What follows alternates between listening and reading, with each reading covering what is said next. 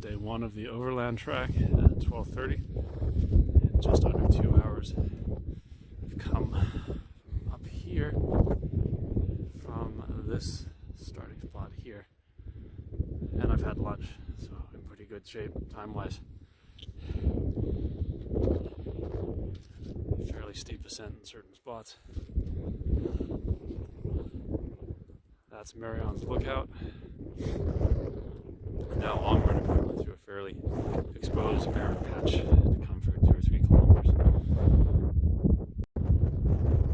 This is the start of the exposed stretch for apparently 2 or 3 kilometers on this windy day. And over there is Cradle Mountain. I've been hoping to be able to do the side hike up to the top of it, but given the weather conditions out there look pretty poor, I don't think I'll be attempting it. There's plenty of other even bigger mountains to do side hikes up to on the way. So I made it about halfway up Cradle Mountain, as it turns out, because the weather improved, but I'm not gonna attempt to summit it just because it's gonna take too long, and I don't want to be getting to the hut too late this evening. Anyway, fantastic view from right where I am, about midway up.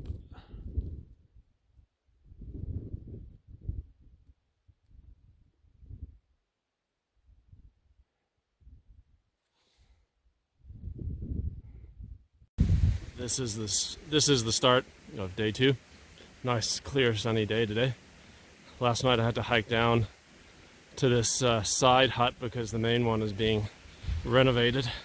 Anyway, it's a very steep hike downhill, and I'm now having to do the arduous trek back uphill. This is the sum of this hike down here. Lots and lots of little streams and whatnot. Nice little rapids here.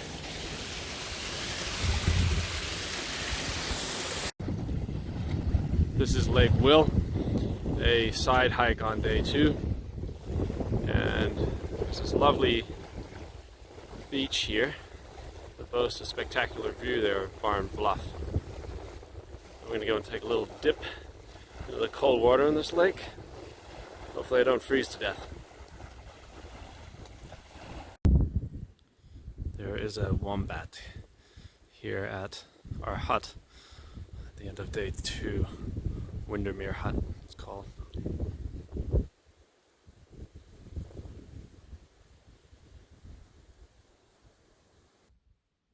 This is the hut I stayed in on night 2 here. I'll show you the inside and where I slept. Give you an idea of what these places are like.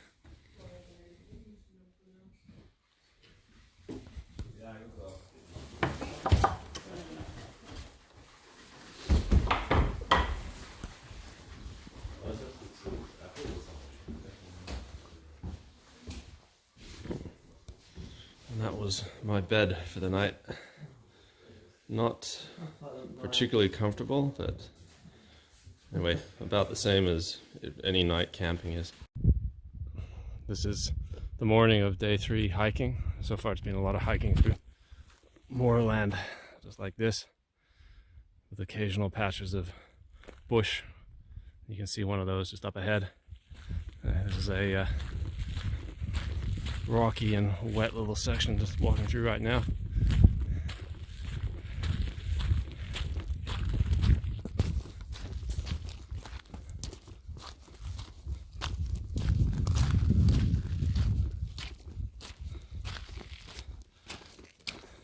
On sections over vulnerable vegetation, they have this boardwalk going along. Narrow, single profile only. This is the Fourth Valley Lookout.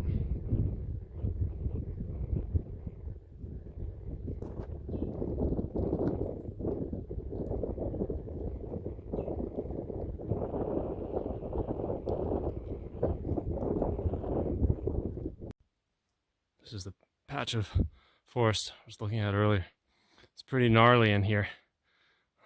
All kinds of trees in branches falling galore. Come across an indigenous archaeological site up at the top of the gnarly forest here. Here's one of the spots.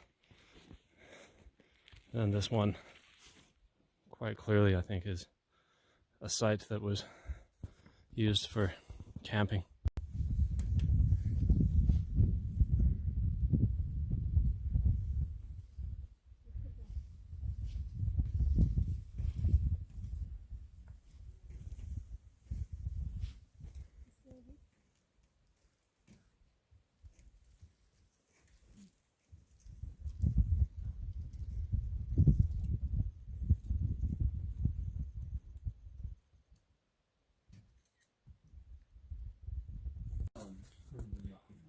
This is a pademelon. More wildlife here at the New Pelion hut.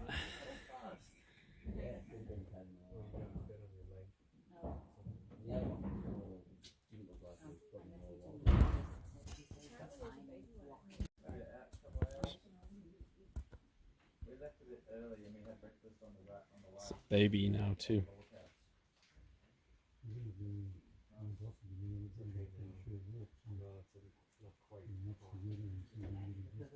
Mama is right there.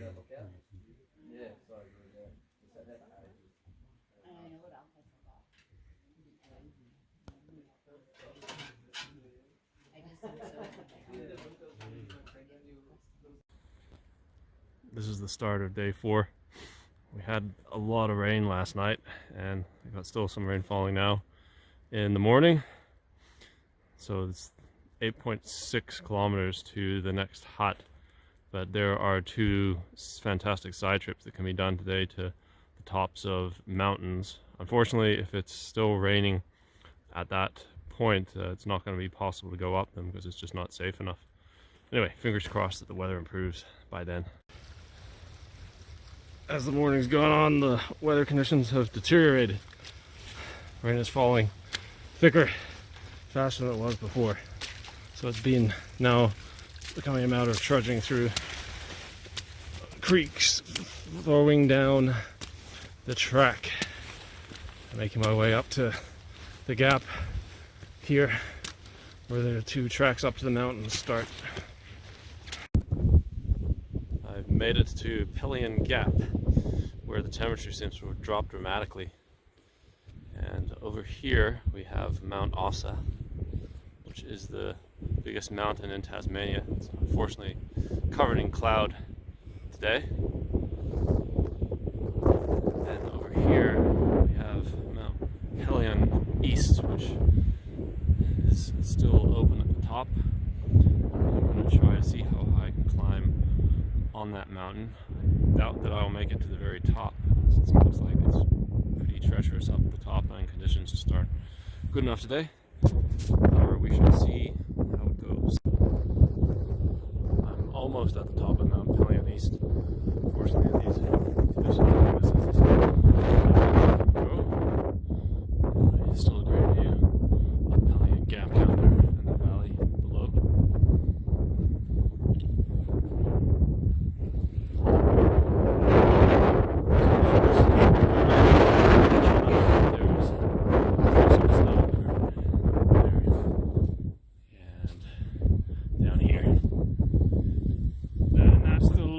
Here that I feel that I just can't do today on my own in these cold, windy conditions.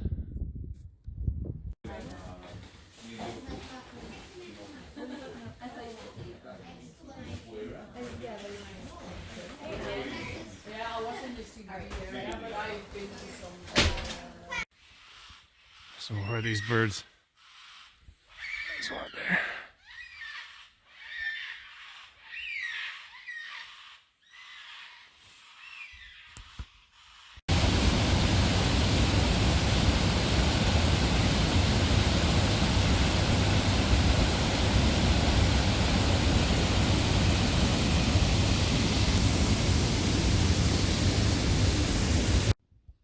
This is a milestone on the Overland Track on day 5.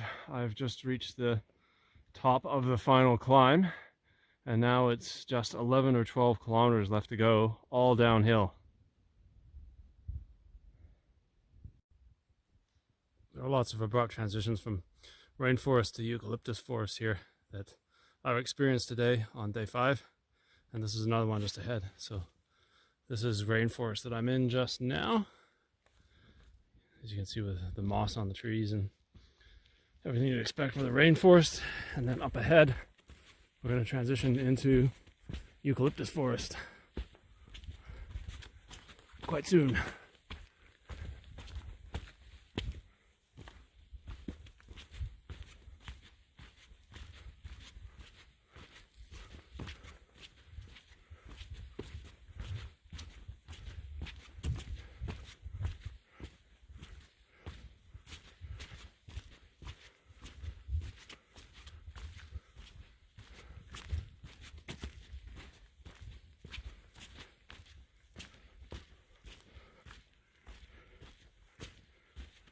There we are, back in eucalyptus forest now. I'm now very close to the end of the Overland Track on day 5. It's just after 3 p.m. and in front of us here is the only suspension bridge on the Overland Track. This is Lake St. Clair at the very end of the Overland Track. And I'll be catching a ferry from here tomorrow, and that will mark the end of this epic trip. More mountains up here that are pretty fantastic.